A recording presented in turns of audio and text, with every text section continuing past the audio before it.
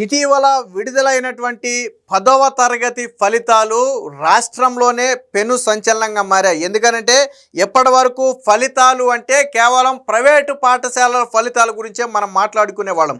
ఏ పేపర్లో చూసినా వాళ్ళ అడ్వర్టైజ్మెంటే, ఏ టీవీలో చూసినా వాళ్ళ అడ్వర్టైజ్మెంటే వచ్చేది. అంటే ప్రైవేటు పాఠశాలలు ఆ విధంగా ప్రమోట్ చేసుకున్నాయి.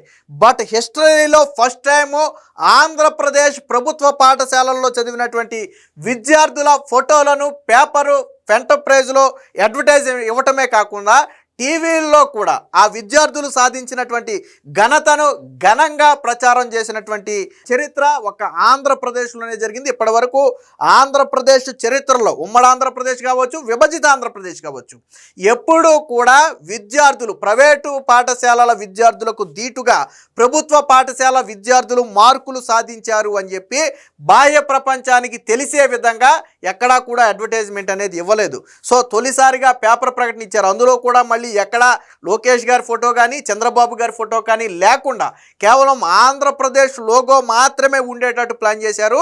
లీప్ యాప్ లోగో మాత్రమే ఉండేటట్టు ప్లాన్ చేశారు. అంటే రాజకీయాలకు దూరంగా, రాజకీయాలకు అతీతంగా వచ్చినటువంటి ఈ మార్పుని రాష్ట్ర ప్రజలకు చెప్పే ప్రయత్నం చేశారు. మీరు ఇటీవల సోషల్ మీడియాలో చూస్తే చాలామంది ఆ ఈనాడు, ఆంధ్రజ్యోతి లాంటి పేపర్లో వచ్చినటువంటి ఆ ప్రకటనను చూపించి చాలా ఆనందంగా వీడియోలు చేశారు. ఎందుకంటే వాస్తవానికి వాళ్ళ పిల్లలు 10th క్లాస్ కూడా చదవట్లా, వాళ్ళకి దీంతో సంబంధం లేదు. కానీ ఎప్పటి వరకు ప్రైవేటు పాఠశాలల ప్రకటనలు చూసిన మాకు ప్రభుత్వ పాఠశాల నుంచి ఒక ప్రకటన రావటం 595 మార్కులకు పైగా విద్యార్థులు సాధించారు అని చెప్పడం అనేది చాలా గర్వంగా ఉందని చెప్పి ఆ ప్రభుత్వాన్ని అభినందిస్తూ ఆ పేపర్లో పట్టుకుని వీడియోలు కూడా చేశారు. మీకు సోషల్ మీడియాలో తిరుగుతున్నాయి.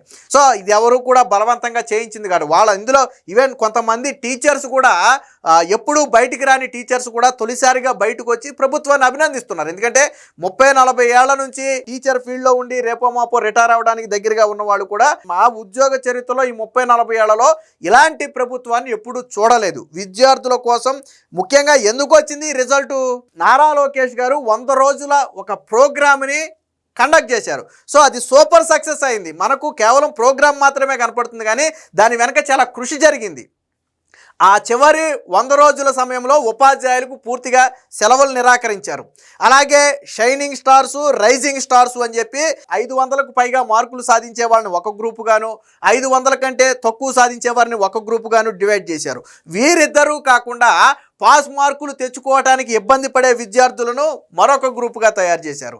ఈ పాస్ మార్కు తెచ్చుకోవడానికి ఇబ్బంది పడే వారిని ఇక్కడ 100 రోజుల క్యాంపులో షైన్ చేయడంతో పాటు ప్రతిరోజు ఇంటికి వెళ్ళిన తర్వాత 2 గంటల పాటు చదివే విధంగా వాళ్ళ తల్లిదండ్రులతో మాట్లాడి, విద్యార్థులతో మాట్లాడి వారిని మోటివేట్ చేయడం కూడా జరిగింది. అలాగే ఇవన్నీ సక్రమంగా నిర్వహిస్తున్నారా లేదా 100 రోజుల ప్రణాళికను అనేది పర్యవేక్షించడానికి ప్రతి జిల్లాకు ఒక ప్రత్యేక అధికారిని నియమించారు. అలాగే ప్రతి మండలంలోనూ ఎంఈఓకు ఒక టాస్క్ ఇచ్చారు. ఏంటది? ఆ ఎంఈఓ ప్రతి రోజు 2 హై స్కూల్ వద్దకు వెళ్ళి, అంటే ఈ ప్రోగ్రాం 100 రోజుల ఏదైతే ప్రోగ్రాం జరుగుతుందో ఆ ప్రోగ్రాం జరిగే సమయంలో ఎంఈఓ ప్రతిరోజు 2 హై స్కూళ్ళకి వెళ్ళి ఆ ఫోటోలను యాప్లో అప్లోడ్ చేయాలి. అదే సమయంలో 100 రోజుల్లో 46 స్లిప్ టెస్టులు నిర్వహించారు. ఈ స్లిప్ టెస్ట్ నిర్వహించినటువంటి మార్కులను గంటల వ్యవధిలోనే యాప్లో అప్లోడ్ చేసేవాళ్ళు. దాన్ని బట్టి ఏ విద్యార్థి ఏ సబ్జెక్ట్లో వీక్ ఉన్నాడు, ఏ విద్యార్థి ఏ సబ్జెక్ట్లో మంచి పట్టుంది అనేది డివైడ్ చేసి వీక్ ఉన్నటువంటి సబ్జెక్టులను మళ్ళీ విద్యార్థులకు స్పెషల్గా బోధించడం జరిగేది.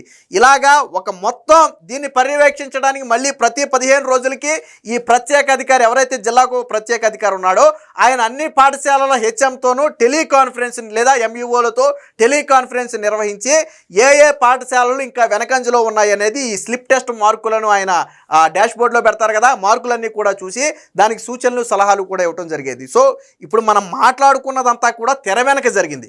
బట్ తెర ముందు మనకు కనపడేది కేవలం విద్యార్థుల మార్కులు మాత్రమే. సో ఎందుకు విద్యార్థుల తల్లిదండ్రులు ఆనందం వ్యక్తం చేస్తున్నారంటే ప్రైవేట్ స్కూల్ పిల్లోడికి వస్తే ఎవరో పట్టించుకోరు, బట్ ప్రభుత్వ పాఠశాలల్లో చదువుతున్నటువంటి పిల్లలకు కూడా ఈ మార్కులు రావడం అనేది చాలా ఆనందంగా ఉన్నారు. దీన్ని ప్రభుత్వం ఎలా వాడుకుంటుందంటే ఇప్పుడు ఒక అడ్వర్టైజ్మెంట్, అంటే ఎవరికైతే మార్కులు వచ్చాయో అదే పిల్లల చేత ర్యాలీ చేయించి, ఎస్ ఇదిగో నేను ప్రభుత్వ పాఠశాలలో చదివాను, 10వ తరగతిలో నాకు 590 మార్కులు వచ్చాయి, 592 మార్కులు వచ్చాయి, 593 మార్కులు వచ్చాయని వాళ్ళ చేతే ఇంటింటికి ప్రచారం చేయించడం అనేది ఒక వినూత్న ఆలోచన. సో తల్లిదండ్రులు కూడా ఆలోచిస్తున్నారు. ప్రైవేట్ పాఠశాలలో లక్షలు పోస్తే 400-450 మార్కులు కూడా రావట్లేదు.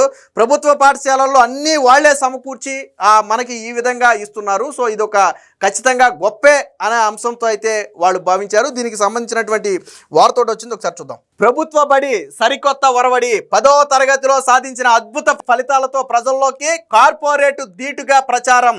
మొదటిసారి ప్రకటనలు, ప్లే కార్డులపై మార్కులు రాసి విద్యార్థులతో ర్యాలీలు, తల్లిదండ్రులు టీచర్ల వాట్సాప్ గ్రూపుల్లో ఆ వీడియోలన్నీ కూడా షేర్ చేయడం. మీరు ఇక్కడ చూడొచ్చు, విశాఖలో విజయోత్సవ ర్యాలీ వినూత్నంగా నిర్వహించారు. సో ఇక్కడ విద్యార్థిని పేరు రాశారు. దేవిక అనే ఒక విద్యార్థినికి 592 మార్కులు వచ్చాయి. సో వీటిని ధర్మాకోల్ షీట్ మీద 592 మార్కులు కట్ చేసి ఇలాగ కారు మీద పెట్టి ప్రచారం చేశారు. అలాగే 588 మార్కులు, 592 మార్కులు, అలాగే 587 మార్కులు ఇతర విద్యార్థులకు వచ్చినటువంటి మార్కులను కూడా ఈ ప్లే కార్డుల మీద రాసి ఇదిగో ఇక్కడ చూడండి 5-6 వాహనాల్లో విద్యార్థుల చేత ఉపాధ్యాయులు ర్యాలీ కూడా చేయించారు. సో అంటే వాళ్ళ యొక్క గొప్పతనాన్ని స్వయంగా విద్యార్థుల చేతే ప్రజలకు, తల్లిదండ్రులకు కూడా తెలిసే విధంగా చేశారు. సో ఖచ్చితంగా ఇదొక శుభపరిణామం అని చెప్పవచ్చు. ఎందుకంటే ప్రైవేటు పాఠశాలలో కూడా ఈ స్థాయిలో ప్రచారం చేయని స్థాయిలో ఈరోజు ప్రభుత్వ పాఠశాలలు అయితే ప్రచారం చేశాయి. సో 10వ తరగతి ఫలితాల్లో ప్రభుత్వ పాఠశాల విద్యార్థుల ప్రభంజనం. ఒకరు కాదు, ఇద్దరు కాదు, 595కు పైగా మార్కులు సాధించిన వారు 13 మంది, 590కి పైగా మార్కులు సాధించిన వారు 200 మంది. ప్రతిభావంతులైన టీచర్లతో, అత్యాధునిక సౌకర్యాలతో, అత్యుత్తమ ప్రమాణాలతో మన ప్రభుత్వ పాఠశాలలు ఉన్నాయి. మీ పిల్లల్ని ప్రభుత్వ బడుల్లో చేర్పించండి, వారి భవిష్యత్తుకు బంగారు బాట వేయండి. క్షేత్రస్థాయిలో ఉపాధ్యాయులు చేస్తున్న ప్రచారం ఇది. ప్రభుత్వ పాఠశాలల్లో ప్రవేశాల కోసం కార్పొరేట్ స్కూళ్లకు ధీటుగా ఈసారి ప్రచారం చేపట్టారు. ఇప్పటిదాకా సదుపాయాలు, సౌకర్యాలను మాత్రమే వివరించినటువంటి ఉపాధ్యాయులు ఇప్పుడు 10వ తరగతిలో వచ్చినటువంటి ఫలితాలను కూడా విద్యార్థుల తల్లిదండ్రులకు చెప్పి ఎందుకు ప్రభుత్వ పాఠశాలలకు పంపాలి, దాని ఇంపార్టెన్స్ ఏంటనేది వివరిస్తున్నారు. అలాగే 37 మంది ఎవరైతే ఉత్తమ ఉపాధ్యాయులకు ఎంపికైనటువంటి 37 మంది ఉన్నారో వాళ్ళని సింగపూర్ పంపారు. ఎందుకు వీళ్ళని సింగపూర్ పంపారంటే సెకండరీ విద్యలో సింగపూర్ అనేది ముందంజలో ఉంది.